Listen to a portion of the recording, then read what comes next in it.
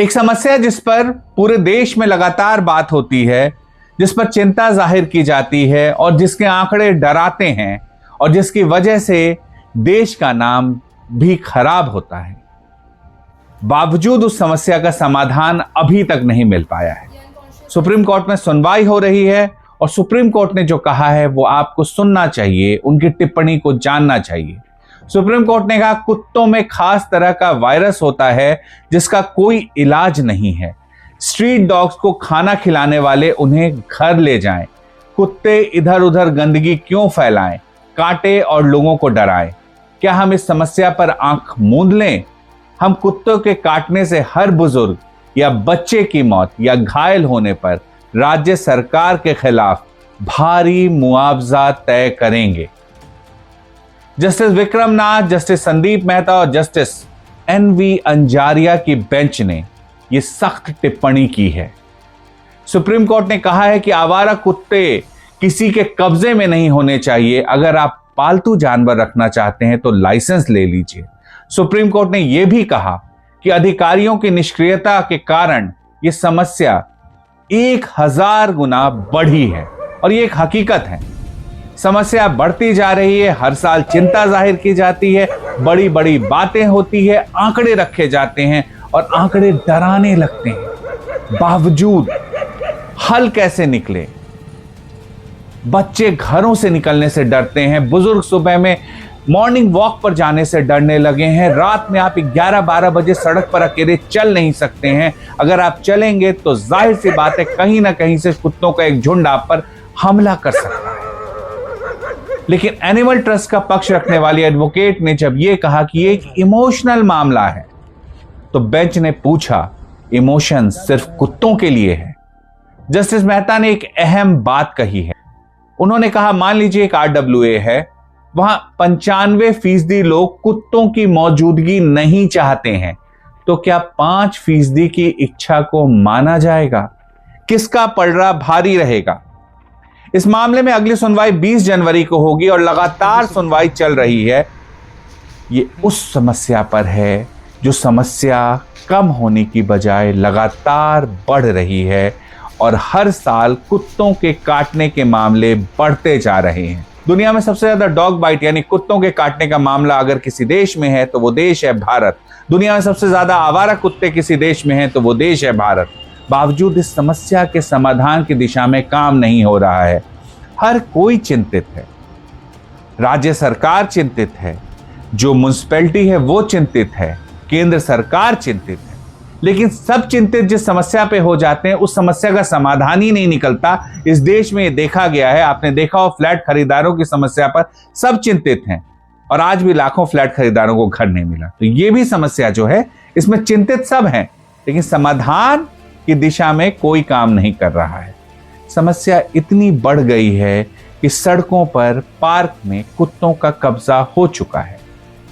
Walk पर लोग लाठी लेकर निकलने लगे हैं, लेकिन डॉग बाइट के मामले कम नहीं हो रहे। सोसाइटियों में तो चंद ऐसे लोग भी रहते हैं जो समस्या के लिए छोटे बच्चों को भी जिम्मेदार ठहराने से नहीं चूकते। ये एक ऐसी समस्या है जो पूरे देश में है। अगर आप देखेंगे इस समस्या को तो ये समस्या केरल में जितनी ज्यादा है उतनी ही ज्यादा बिहार में है, उत्तर प्रदेश में जितनी ज्यादा है उतनी ही ज्यादा मध्य प्रदेश में है। तो दक्षिण और उत्तर का जो भेद है इस समस्या पर मिट चुका है और दक्षिण उत्तर जो है हर जगह लोग परेशान हैं। सतना में देख लीजिए, हर रोज अस्पताल पहुंच रहे हैं कुत्ते के काटने से जो लोग पीड़ित हो रहे हैं वो हर रोज अस्पताल पहुंच रहे हैं रेबीज का इंजेक्शन लेने के लिए। रीवा में एक बच्चे को कुत्ते ने काट लिया, उसकी जान तक चली गई। गाजियाबाद में एक साल में 1 लाख से ज्यादा लोगों को कुत्ते ने काट लिया। फरीदाबाद में भी कुत्तों का खौफ ठीक इसी तरह है। मुरादाबाद में भी बच्चों पर कुत्तों के हमलों के मामले बढ़ते जा रहे हैं। बिहार के सीतामढ़ी की भी वही कहानी है। वहां भी लोग डरे हुए हैं कि कब न जाने कुत्ते हमले कर दें। यह समस्या इतनी ज्यादा बढ़ गई है कि इसको लेकर के समाज बटा हुआ दिखता है। तमिलनाडु में देख लीजिए, एक साल में कुत्तों ने 5 लाख से ज्यादा लोगों को काट लिया।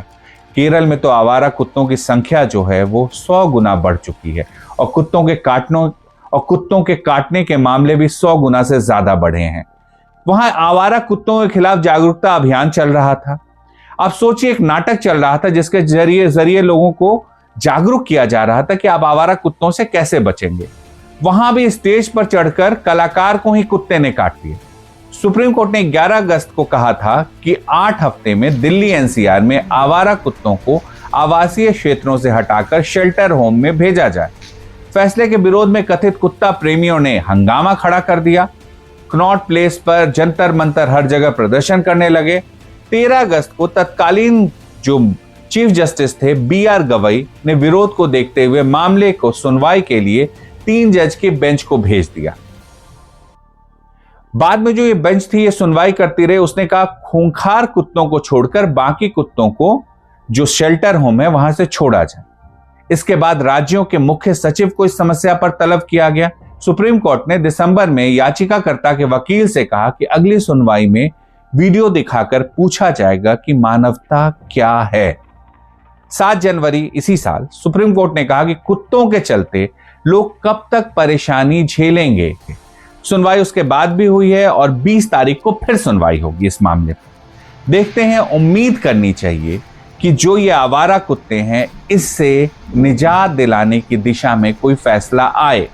इसकी उम्मीद बड़ी संख्या में लोगों को है, बच्चों को है, बुजुर्गों को है। अब इस समस्या पर आते हैं। ये समस्या जो है ये राष्ट्रीय समस्या बन गई है जैसा मैंने बताया, लेकिन क्या इसके समाधान के लिए जिस तरह के प्रयास होने थे किए गए? जवाब है नहीं। जो आंकड़े हैं कुत्ता काटने के वो डराने वाले हैं। सीधा सीधा है कि हर रोज औसतन 6000 से ज्यादा लोगों को कुत्ता काट रहा है। और थोड़ा सिंप्लीफाई कर देते हैं इसको, हर घंटे में 250 से ज्यादा लोगों को कुत्ता काट रहा है, तो हर मिनट में 4 से ज्यादा लोग कुत्ते का शिकार हो रहे हैं। फिर वही सवाल आपसे पूछते हैं, तो क्या यह समस्या राष्ट्रीय समस्या नहीं है? चलिए आगे बढ़ते हैं। यह सोचा जा रहा है कि शहरी इलाकों में बहुत ज्यादा है। आपको हमने कई शहरों का बताया, वहां गांव भी है, वहां भी इस तरह के मामले हैं। अब यह समस्या जितनी शहरों में है उतनी ही गांव में भी है। इसमें लगभग 20% पीड़ित जो हैं वो बच्चे हैं। ये ध्यान दीजिए, 20% पीड़ित बच्चे हैं, यानी बच्चे जो है सबसे ज्यादा शिकार बन रहे हैं। सभी चिंता जता रहे हैं, लेकिन एक तय नियम जब तक नहीं है तब तक समस्या खत्म नहीं हो सकती। कुछ जगहों पर कार्रवाई हो रही है, लेकिन बहुत ज्यादा कुछ होता नहीं दिखता है। एक और आंकड़ा आपको हम बता रहे हैं जिससे पूरी दुनिया में रेबीज के मामले कितने हैं। रेबीज के संक्रमण से जो मौतें होती है उनमें 36% सिर्फ भारत में होती है। मैं कतई ये नहीं कह रहा कि पशु प्रेम नहीं हो, लेकिन इसका ये मतलब नहीं है कि इंसानों की जिंदगी से खिलवाड़ हो। दिल्ली एनसीआर की कई सोसाइटियों में इतने कुत्ते हो गए हैं कि बच्चे खेलने नहीं जाते, महिला बुजुर्ग निकलने से डरते हैं। कुत्तों की नसबंदी और टीकाकरण की जो हालत है वो किसी से छिपी नहीं है। बड़े बड़े दावे होते हैं, लेकिन हकीकत यह है कि होता कुछ नहीं है। अगर सही में चीजें हुई होती तो देश में आज इतने करोड़ कुत्ते नहीं घूम रहे होते। मेरी एक सलाह है, सरकार को इस मामले में सभी स्टेक होल्डर से बात कर पूरे देश के लिए नियम बनाने चाहिए, जिससे 2030 तक रेबीज फ्री भारत का सपना भी पूरा हो और इंसान और जानवरों के बीच टकराव भी खत्म हो। एक पशु प्रेमी और जिम्मेदार नागरिक होने के नाते ये मेरी सलाह है। वरना हमने सबने वो तस्वीरें देखी कि कैसे कुत्ता काटने के बाद कोई लापरवाही करता है तो उसकी कितनी बुरी तरह उस व्यक्ति की मौत होती है, और वो देखकर कोई भी दहल सकता है। रो रो करके अपने पिता के गोद में किसी बच्चे ने जान दे दी क्योंकि उसे कुत्ते ने काटा और उसने इसे छिपा लिया। ऐसे बहुत सारे मामले हैं और देश में लगातार इस तरह के मामले बढ़ रहे हैं। कुत्ता पालना जिसको शौक है उन्हें पालना चाहिए। सुप्रीम कोर्ट ने भी कहा कि आप पालिए कुत्ता, लाइसेंस लीजिए, पालिए, या फिर जिम्मेदारी लीजिए।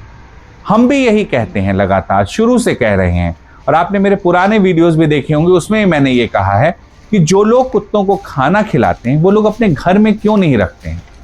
दुनिया में कई ऐसे देश हैं जहां आवारा कुत्ते खत्म हुए। कैसे खत्म हुए? वहां लोगों ने जो देसी कुत्ते हैं, जो सड़कों पर आवारा कुत्ते जो घूमते हैं उसमें देसी ब्रीड के कुत्ते ज्यादा होते हैं, उनको उन्होंने पालना शुरू किया। सरकार ने प्रोत्साहन दिया, लोगों ने देसी ब्रीड के कुत्तों को पालना शुरू किया। लेकिन दुर्भाग्य है कि हमारे देश में लोगों को कुत्ते पालने का शौक है, लेकिन ज्यादातर, हर कोई नहीं, बहुत सारे लोग देसी कुत्ते पालते हैं, लेकिन ज्यादातर लोगों के साथ समस्या ये है कि उन्हें विदेशी कुत्ते का जो है शो ऑफ करना है, और इस शो ऑफ के चक्कर में बड़ी संख्या में लोगों के जान पर बन आती है। ये समस्या गंभीर है, इस समस्या को गंभीरता से लेना चाहिए। सरकार को भी इसकी समाधान की दिशा में काम करना चाहिए। कोर्ट में सुनवाई हो रही है, जो फैसला आएगा वो भी आपको बताएंगे। कोर्ट की टिप्पणी बेहद तीखी है और बिल्कुल सही टिप्पणी है, क्योंकि हकीकत वही है जो आज कोर्ट कह रहा है। आपको मिहिर गौतम ऑफिशियल कैसा लगता है, हमें जरूर बताइए। आपका फीडबैक हमारे लिए बहुत मायने रखता है। अगर वक्त मिले तो चैनल को जरूर देखिए, लाइक करिए, शेयर करिए और सब्सक्राइब करना मत भूलिए। नमस्कार।